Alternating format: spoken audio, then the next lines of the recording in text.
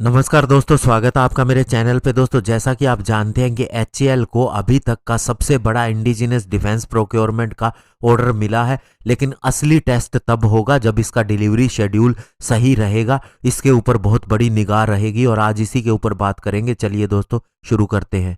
तो दोस्तों, domestic aerospace industry को सबसे बड़ा बूस्ट मिलने वाला है, क्योंकि इंडिया ने एचएएल के साथ में 48,000 करोड़ रुपए की डील की है, जिसके अंदर 83 indigenously developed light combat aircraft को इंडियन एयरफोर्स के लिए खरीदा जाना है। और दोस्तों, जैसे ही इस डील के बारे में बताया गया, एचएएल के शेयर 10% बढ़ गए और साथ ही दोस्तों इससे बहुत बड़ी कैपेसिटी बिल्डिंग का मौका भी मिलेगा और इसके अंदर 50% तक मैन्युफैक्चरिंग इंडिजिनसली की गई है और ये 60% तक ले जाने का लक्ष्य रखा गया है। और आर माधवन, जो कि चेयरमैन और मैनेजिंग डायरेक्टर है एचएएल के, उन्होंने कहा है कि तेजस का जो प्रोडक्शन शुरू होगा ये 8 से 16 एयरक्राफ्ट को पर ईयर करेंगे हम, और इसके लिए नया इंफ्रास्ट्रक्चर भी बेंगलुरु के अंदर क्रिएट कर दिया गया है। लेकिन अगर इनका ट्रैक रिकॉर्ड देखा जाए, पास्ट का रिकॉर्ड देखा जाए, तो बहुत से कंसर्न सामने आते हैं सप्लाई को लेकर। दोस्तों, इससे पहले जब कांग्रेस की सरकार थी तो उस समय 126 राफेल फाइटर जेट की डील बताई जाती थी, डसोल्ट के साथ हो चुकी है और इसके अंदर 108 फाइटर जेट को एचएएल के द्वारा बनाया जाना था।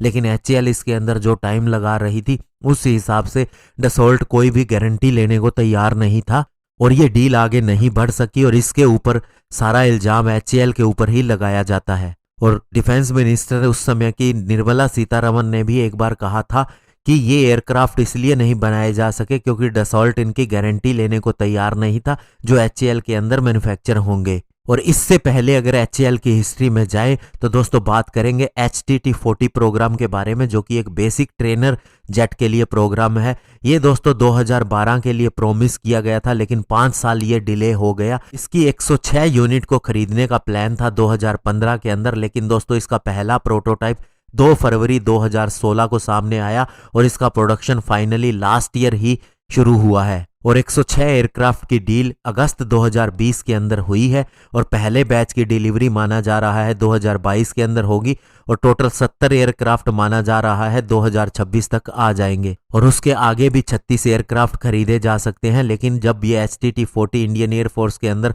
ऑपरेशनलाइज हो जाएंगे उसके बाद में ये देखा जाएगा। इसके अलावा दोस्तों, इंडिया का ही एक लोकल इंटरमीडिएट जेट ट्रेनर को डेवलप करने का प्रोग्राम भी एचएएल के द्वारा था, जिससे किरण एयरक्राफ्ट की फ्लीट को रिप्लेस किया जा सके। ये भी अभी 14 साल की देरी पे चल रहा है। इस प्रोजेक्ट को 1999 में सैंक्शन किया गया, 180 करोड़ रुपए की ग्रांट दी गई।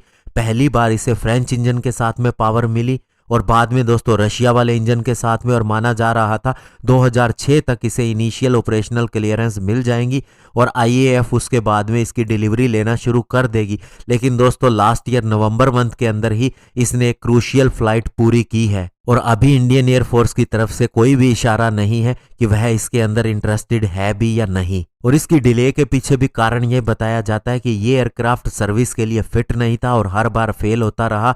और यह भी माना गया कि एचएएल ने यूएस की एक कंपनी से इसके ऊपर सलाह भी ली और उनकी गाइडेंस भी ली और 90 करोड़ रुपए भी खर्च किए। और अगर हम बात कर लें सुखोई 30 MKI की, तो ये 140 रशियन ओरिजिन फाइटर जेट 2014-15 तक डिलीवर किए जाने थे, लेकिन इसका लास्ट बैच जो डिलीवर किया गया वो 2019-20 के अंदर किया गया। और इनके ओवरऑल को लेकर भी बहुत सी ऐसी रिपोर्ट्स मीडिया के अंदर आती रही हैं कि इनके अंदर बहुत ज्यादा डिले हो रही है। हालांकि दोस्तों इस प्रोग्राम के लिए कहा जा रहा है कि एचएएल एक लीड इंटीग्रेटर होगा, यानी वह प्राइवेट कंपनी से ज्यादा काम करवाएगा और खुद उनको गाइडेंस देगा।